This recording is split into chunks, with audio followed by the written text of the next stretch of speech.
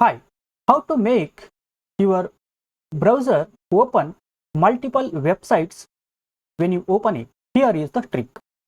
Step 1. Click on the three dots on the right corner side of your browser and then click on Settings. Then click on Startup. And here you can see on Startup, open the new tab page.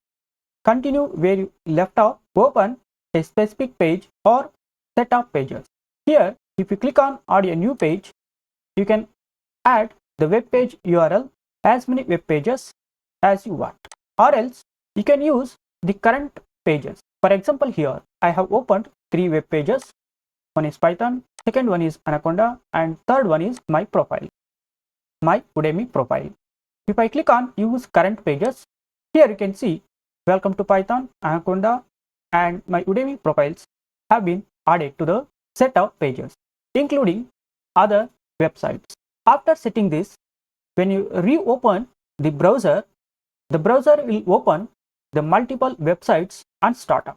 You no need to click on the tab and keep on typing the website names you want.